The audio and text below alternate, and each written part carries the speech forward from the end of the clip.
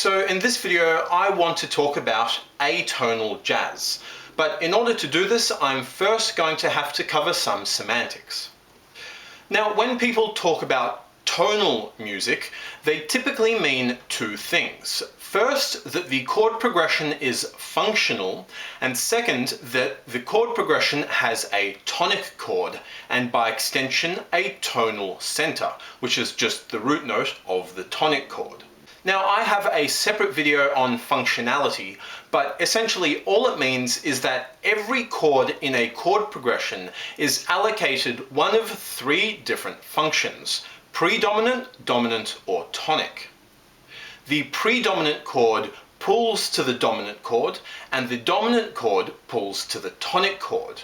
Like, for example, the chord progression D minor 7 to G7 to C major 7, which is just a 2-5-1 in C. The D minor 7 feels like it wants to move to the G7, and the G7 feels like it wants to move to the C major 7. Now this is largely because all dominant 7 chords have a tritone interval between their third and their seventh, which sounds dissonant and creates tension, which then wants to resolve into the major third interval, which is the bottom two notes of our tonic chord, the C and the E in this case. And the C major 7 chord feels completely resolved and at rest. Thus, it's your tonic chord. So a functional chord progression feels like it's inevitably moving towards the tonic chord.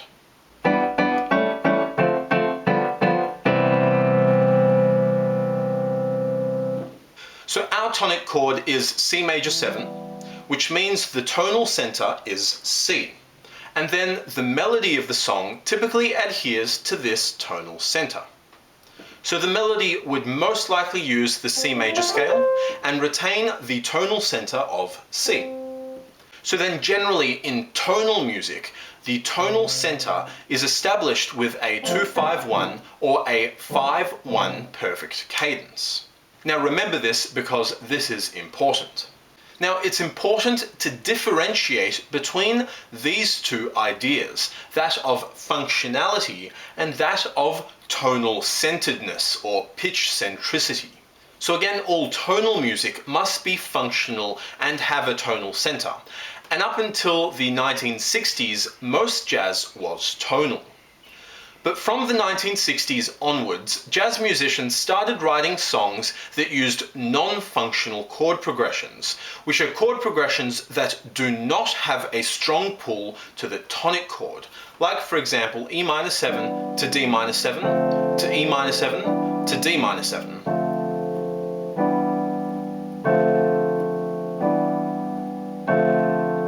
And so without that dominant chord, there isn't really a strong pull to that tonic chord anymore. Now, non-functional songs or chord progressions may have a tonic chord and a tonal center, or they may not, in which case they are atonal or without a tonic or without a tonal center. So again, non-functional chord progressions avoid the 5-1 perfect cadence at all costs. Instead, a tonal center, if there is one, is established by some other means, like for example using a pedal point, so continually repeating a note. Now again, let me just reiterate. By avoiding the 5-1 perfect cadence, we avoid that strong pull to the tonic, and thus we avoid functionality. So fundamentally, functional chord progressions use 5-1 cadences and thus pull strongly towards the tonic, while non-functional chord progressions do not use 5-1 cadences and thus do not pull strongly towards the tonic chord. And that really is the key and slightly oversimplified difference between functional and non-functional harmony. And note that no chord is inherently functional or non-functional. It really depends on the whole chord progression. To distinguish between functional and non-functional harmony, you must understand the chord's purpose. If its purpose is to support the establishment and lead towards a tonic chord, then it's functional. Whereas if its purpose is decorative, so it's not contributing to moving the chord progression towards a tonic chord, then it's non-functional. So when I talk about atonality in this video, I mean a very specific thing, and that is the lack of a tonal center. Now, unfortunately, most people associate atonal music with really dissonant and cacophonous music like 12-tone serialism or free jazz, so things like this, which is atonal, right? There was no tonal center in those keys that I was mashing, though it also sounds pretty jarring. But this does not need to be the case. You can write very pretty and very melodic and very lyrical songs that are atonal, again in the sense that they do not have a tonal center. So then, atonal jazz uses non-functional harmony, does not have a tonal center, and is generally not in any single key, so it's not diatonic. So you'll find chords from a whole bunch of different keys all mashed together. And in fact, you can use unusual non-diatonic chords that are not found in any particular key, such as, for example, the major 7 flat 5. This is not a chord found in the major, natural minor, melodic minor, or harmonic minor keys. So atonal songs do not have a tonal center, and thus do not have a tonic chord, and thus do not pull strongly towards a tonic, and so they again avoid that 5-1 perfect cadence. And they are not in any particular key. So the chords have no relation to one another, and the whole song is very harmonically ambiguous. So now literally any chord can go to any other chord, even though they may be completely unrelated. So arguably a more appropriate name for an atonal chord progression is a chord succession, as the chords are not really progressing anywhere. Now, because the chords sound harmonically unrelated, voice leading becomes particularly important for non-functional chord progressions. If chords are not connected harmonically or functionally, they at least have to be connected in terms of the way they flow from one to the next, so in terms of voice leading. So that way the chords still sound like they are in fact connected to create a single chord progression in a single song, rather than a whole bunch of completely isolated and standalone chords that don't form any kind of coherent whole. So like,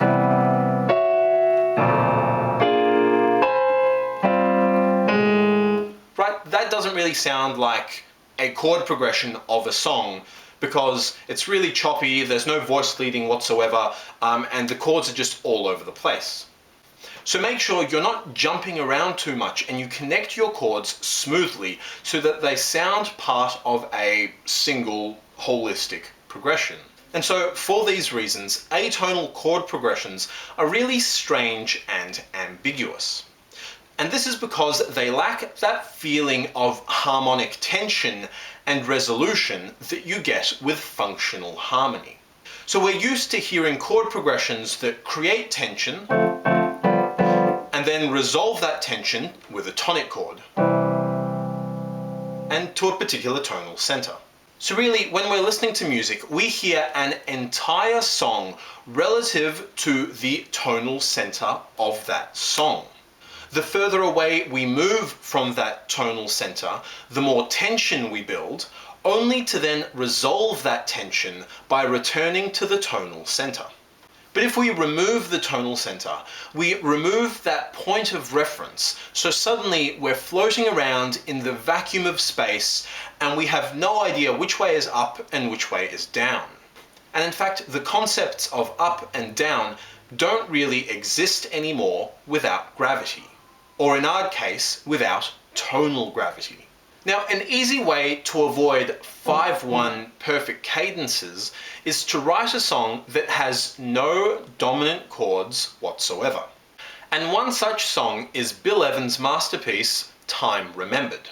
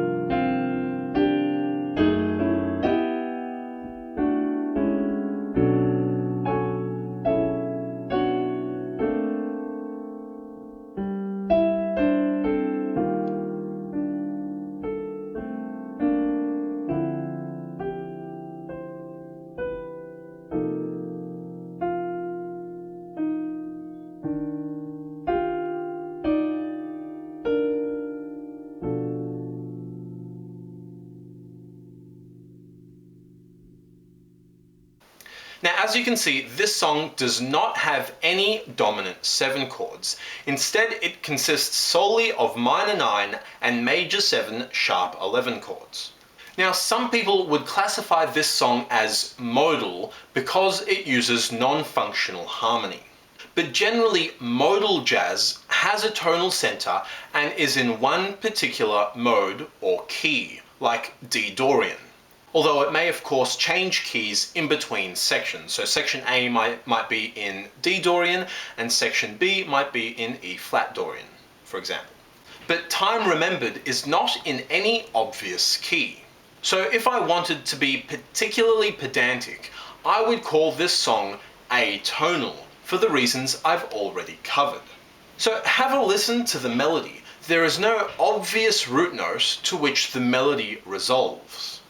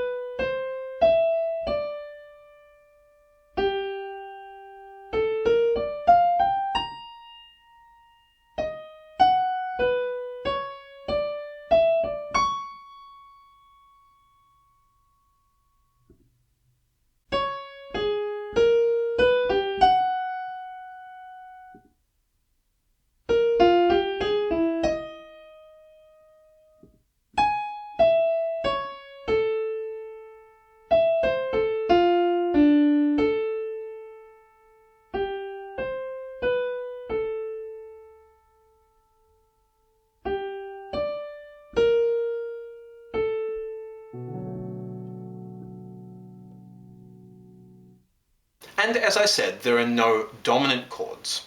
The chords are not in any single key, and there is no obvious tonic chord. They don't really look like they're related to each other in any meaningful way. They almost look a little bit random, like a hodgepodge of chords. The other interesting thing to note is that the only chords used in this song are minor 9 chords and major 7 sharp 11 chords. And a minor 9 is a rootless major 7 sharp 11 chord. So for example, an E minor 9 is a rootless C major 7 sharp 11. But without the root, obviously. So there's some nice symmetry in this song. Now, there are two ways to look and analyze the chord progression in this song. First, as a bunch of random chords which complement the melody, linked by smooth voice leading, which have no tonal center and form no particular key. And the other way to look at this song is basically in one particular key, but with a lot of passing chords and with a lot of substitute chords. So if, for example, we look at the first 4 chords of this song, we see that the note B is in each one of the 4 chords. So it's a common tone across each of the 4 chords. Further, the song starts on a B minor 9 and plays B minor 9 in bars 15 and 16, which you could argue is the end of section A, or maybe the end of section B. Though this is a non-standard 26-bar song, so it's a little bit harder to discern any firm sections. We also find the chord E minor 9 a few times, which is the 4 chord in the key of B minor. So there's a 4-1 plagal cadence in bars 14 and 15. And the melody is largely in B Aeolian, or B natural minor. So you could arguably say that this song is in the key of B natural minor, just with a heap of really complex substitutions and passing chords. But to me at least, it doesn't really sound like that. It doesn't sound like it's in a particular key. Rather, to me, it sounds atonal, like there is no key and like there is no tonic chord or tonal center. Now, similarly, to improvise over this song, you can do one of 2 things. You can assume that the chords are random and just play the related scale for each of these chords. So over every minor 9 chord, play the Dorian mode, and over every major 7 sharp 11 chord, play the Lydian mode. Or you could assume that this song is actually in B natural minor and improvise over the whole thing in B Aeolian. Now, it'll clash over some chords, but that's okay. This is modern jazz. It'll create tension, which will then resolve itself at the end when you return to that B minor 9. And the consistency of playing a single scale the whole way through will give your improvisation a little bit of structure and constancy, which will sound good. Now, with atonal chord progressions, because you've lost the crutch of tonal harmony, you're forced to make your improvisations more interesting by using different devices such as melodic development and rhythmic patterns and things like that. And as chords become less important and non-functional, the melody becomes relatively more important. So the soloist can't just rely on the chord progression to structure his or her solo. The solo must instead rely on the melody by taking fragments of the melody as a motif and then developing it, transforming it, expanding it, changing it, and creating an entire solo out of an idea stolen from the melody. Now, atonal chord progressions raise a number of interesting questions. First, how do you analyze a chord progression if the chords are not related to each other anymore? Does it even make sense to analyze a chord progression as a whole? Are these kind of atonal songs, like Time Remembered, constantly modulating through many different keys and tonal centers, or do they just not have any key or any tonal center at all? And if the melody and the harmony clash, should we analyze them independently or together in their totality? Do they complement each other, or are they somewhat standalone entities? Now, these are questions you can think about and answer yourself based on how you personally and subjectively hear the music. And so for more examples of this kind of atonal harmony, go find yourself some jazz from the 1960s, and especially Wayne Shorter, Herbie Hancock, and Miles Davis before they moved on to fusion jazz. Cool, and that's it for this lesson on atonal jazz or chord progressions. Hope you enjoyed it, and yeah, thanks for watching. See you guys.